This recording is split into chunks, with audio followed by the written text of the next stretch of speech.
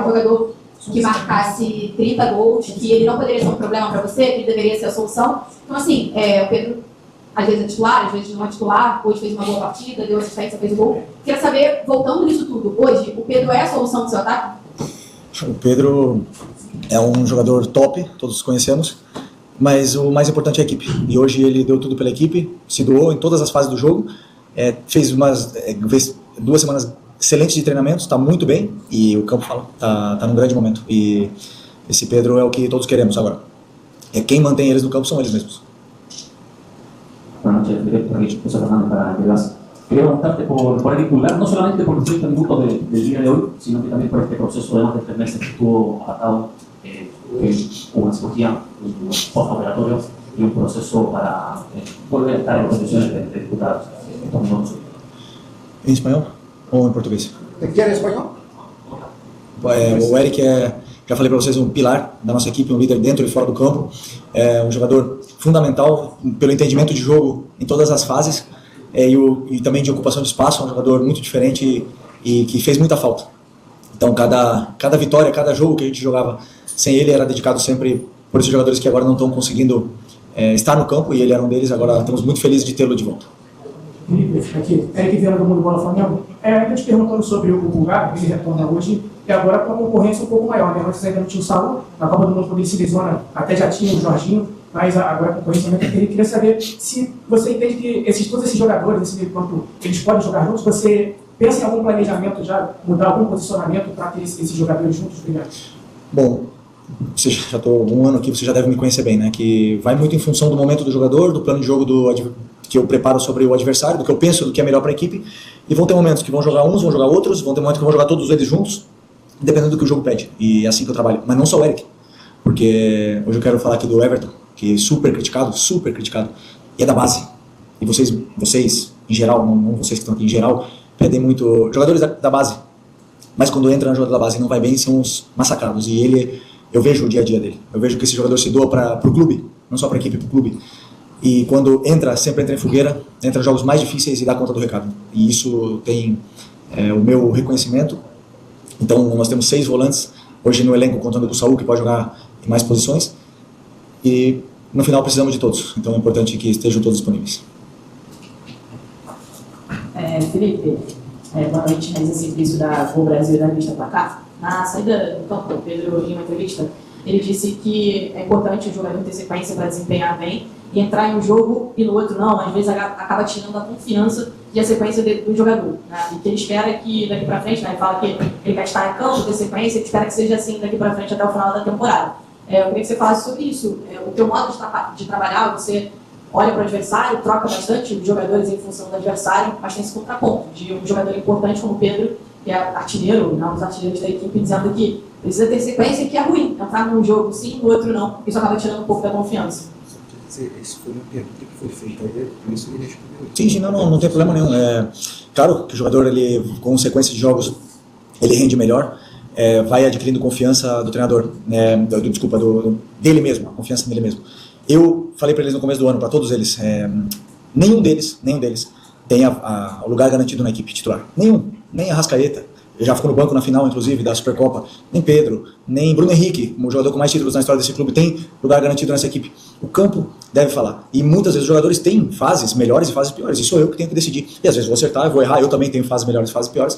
Mas sempre pensando no que é melhor para a equipe, acima do que qualquer interesse pessoal de tanto meu como dos jogadores. Então, colocando sempre o Flamengo e a equipe na frente, todos saímos vencendo. Boa noite, Felipe, aqui, segunda do Liberal News. Você vai encerrar no Brasileiro uma sequência contra a equipe de G6 do campeonato no próximo domingo contra o Palmeiras. É uma equipe que assumiu a liderança na última rodada, hoje venceu, tinha vencido também durante a data FIFA. Mesmo se o Flamengo vencer, não vai ser livre, mas é importante demais vencer para alcançar essa liderança. Queria uma projeção sua desse compromisso, é um grande jogo, se chama de super clássico do Brasil, e também do momento da equipe adversária, que tem de 3 grandes resultados por goleada. Como você vai encarar esse Palmeiras dentro de casa, no Maracanã, e se você acredita que esse jogo, mesmo nos pontos corridos, tem características de mata-mata que poderiam até ser uma prévia da vitória. Palmeiras, grande equipe, grande momento. Tem um elenco, talvez os mais caros aí, ou o mais caro, né, esse ano sem nenhuma dúvida, com todas as contratações que fizeram. É o elenco dos mais poderosos. e o melhor treinador do Brasil, que demonstrou isso com títulos e com números, né, durante todos esses anos. Portanto, claro que o Palmeiras sempre vai estar na briga. Chegamos parecido, praticamente na mesma situação no primeiro turno do campeonato. E por mais que tudo pode acontecer, o campeonato não vai ser definido nesse jogo. Temos exemplos de anos anteriores do próprio Botafogo. Portanto, temos que encarar o jogo do Palmeiras como o jogo pede, como você mesmo falou, uma final, mas como foi hoje, outra final. E daqui para frente serão todas finais. Boa noite, Felipe, da Universidade do Coluna do Fábio. O Flamengo passou por um pequeno momento de oscilação e agora, com essa vitória sobre o Botafogo, o Flamengo retoma essa confiança no momento importante da temporada. Agora pega o Palmeiras e depois já pega o Racing na Libertadores. Como que você está tratando essa questão do mental do Flamengo, tanto para o jogo o primeiro jogo contra o Racing, quanto também para o segundo? Claro, você fala do trabalho de jogo a jogo, mas a gente sabe que esse jogo a jogo muito vai se passar também pela semifinal da semana que vem. Bom, o mental, sempre que chega momentos de pressão, momentos importantes da temporada, todos os times tendem a se sentir impressionados, tendem a cometer mais erros, né? Como eu tenho jogadores muito experientes, jogadores que já foram campeões durante sua carreira e que continuam com ambição, eu espero poder afrontar esses jogos de muita pressão com a mesma calma e tranquilidade que viemos enfrentando todos os jogos agora. A única coisa que eu quero é que eles não mudem absolutamente nada do que eles vêm fazendo, que eles continuem jogando e não se deixem influenciar pelo que se fala, né? Porque muitas vezes o resultado pode ser que não seja positivo, você fala de oscilação de resultados, mas a gente tem que ser muito claro e sincero com o que estamos vendo dentro do campo, e isso que eu sempre tento passar para eles, né? O mental vai muito mais em não perder a linha com o árbitro, por exemplo, hoje outra vez, em todos os jogos está acontecendo, isso é muito mais difícil, que os jogadores mantenham o foco nos 90 minutos, sendo que não só os lances capitais, o que está me preocupando são as 10, 12 faltas erradas durante o jogo, isso que me preocupa, e manter meus jogadores no jogo, esse para mim é o maior desafio. Felipe, na frente, boa noite, cada uma palavra do primeiro revista para cá. Felipe, queria te perguntar sobre dois jogadores em específicos. Um deles é o Carrascal, que entrou mais uma vez, foi importante, acabou dando uma assistência. É um jogador que vem se destacando bastante, tanto com assistência quanto com gols, né, no caso do jogo do Vasco. Como é que você está enxergando essa evolução do Carrascal desde que ele chegou aqui ao Flamengo? E o outro jogador que eu queria te perguntar é o Cleiton, porque eu estou bem com o Bahia e hoje não ficou bem no banco, queria que você explicasse isso também. Obrigado. O Carrascal, eu já falei para vocês sabem, e vem nos jogos a qualidade, que é um jogador muito diferente, muito especial. E aí a equipe ganha, né? Com ele, com o jogo que o Luiz Araújo fez, o jogo que o Pedro Arrasca fizeram, isso tudo, quem ganha esse momento de forma, de confiança, é a equipe. Então, feliz por ele. E o Cleiton foi uma opção técnica, porque eu optei por trazer o João, que voltou da seleção, para o banco. Boa noite, Felipe. Tudo bem? João Miguel, revista Verde Claro. Felipe, algumas das coletivas passadas, você disse que acaba aprendendo com alguns erros. E acabou de citar também agora, por exemplo, que o jogador vive uma boa fase, você também às vezes vai ter opiniões e decisões de defesa não vai ser as melhores. E você disse que o campo fala. O Bruno é um dos jogadores que mais tem minutos em campo, Bruno Henrique. E os números em comparação ao Pedro são bem inferiores. A sua defesa era muito sólida.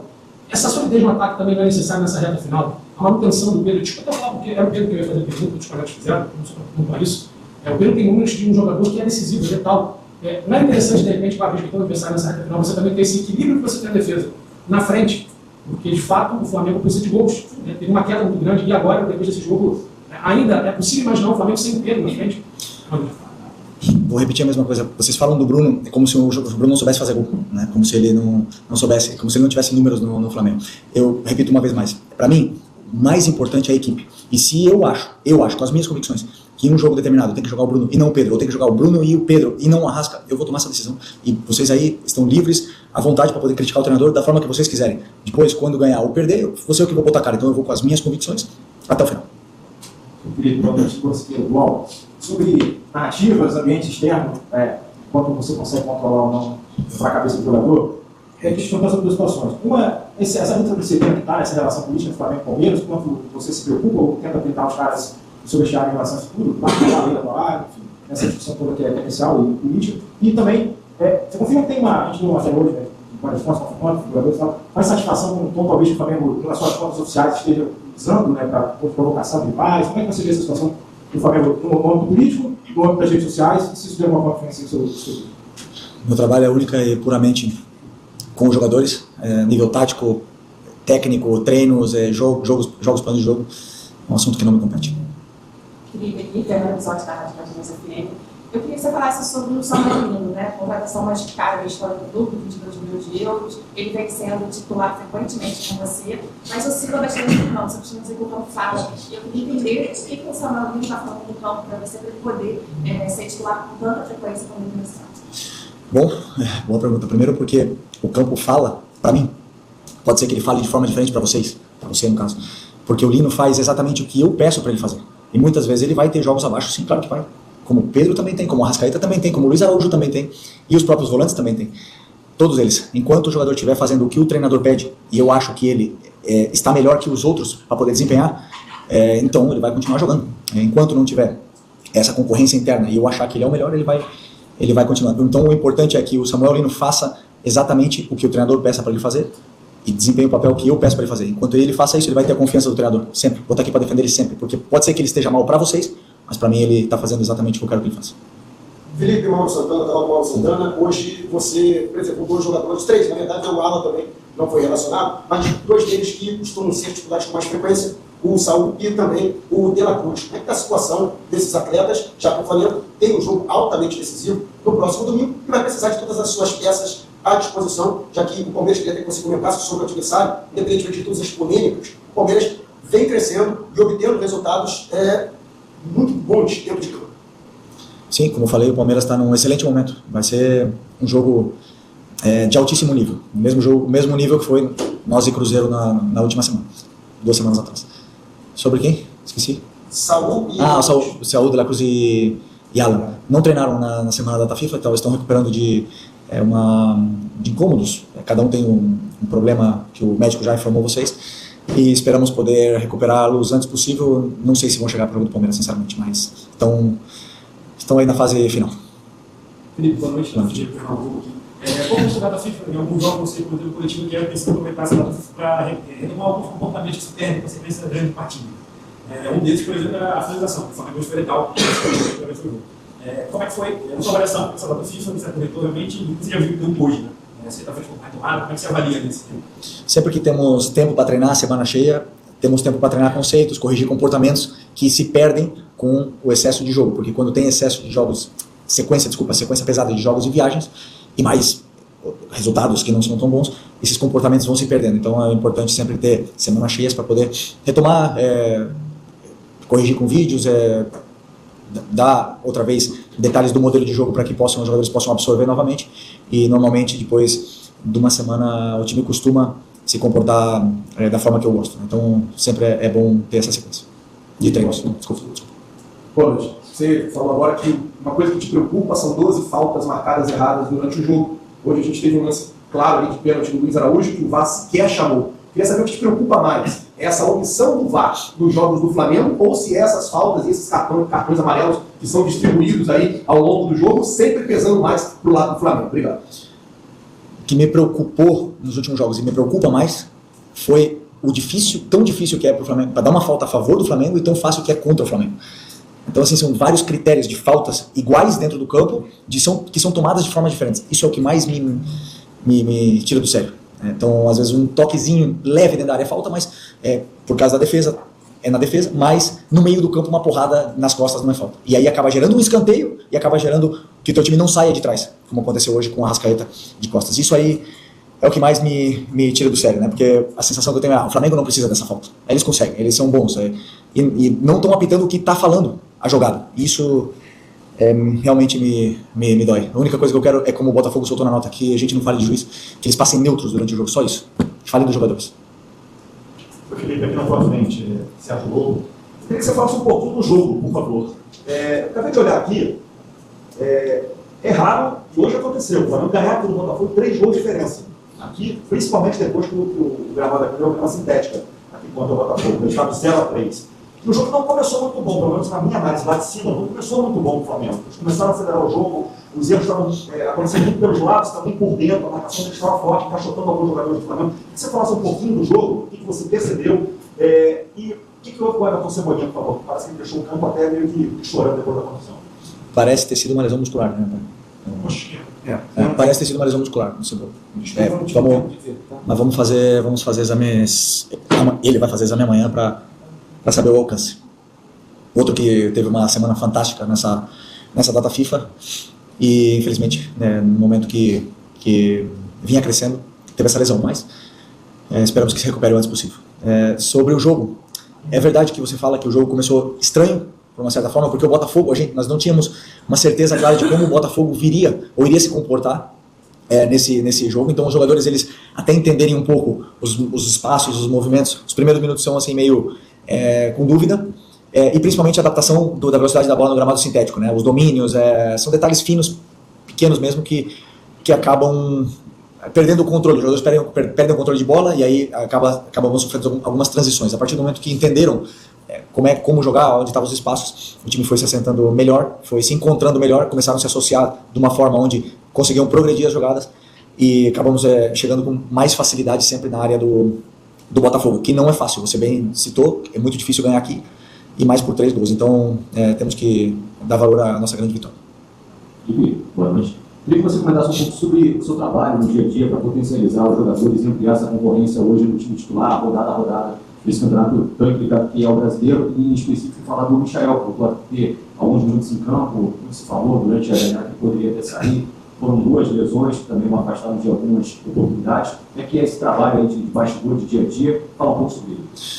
Bom, eu como treinador, o que mais me motiva é escutar dos meus jogadores que eles estão se divertindo com o futebol, com a maneira de jogar, que eles estão aprendendo, que eles estão melhorando. Quando você vê os jogadores que não jogavam antes de a gente chegar aqui, como Wesley, que jogava, mas não tinha uma sequência, o próprio Varela, o Léo Ortiz, que cresceu, então quando você vê esse crescimento dos jogadores, Eric, todos eles, isso é o que mais me motiva e mais me faz amar esse trabalho que eu faço. Né? E claro, alguns jogadores, como eu falo, oscilam, tem fases melhores, fases não tão boas, mas sempre está à vontade de aprender, e a maioria, por não dizer todos eles, têm vontade de aprender e de crescer.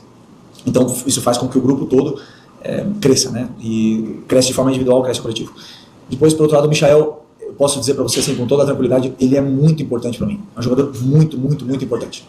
Foi ano passado, foi esse ano e deixou de ser em algum momento. Até teve uma possibilidade de sair. Ele próprio, né? Talvez tivesse esse interesse de sair.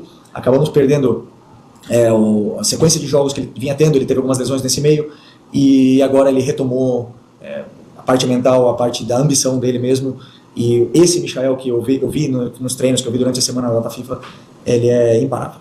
Ele é muito, muito importante para mim como treinador e para todos os companheiros no dia a dia. Um cara que alegra e melhora o nível em todos os sentidos, tanto na parte mental do grupo como na parte também técnica no dia a dia dos treinos e dos jogos. Então eu estou feliz por ter ele de volta.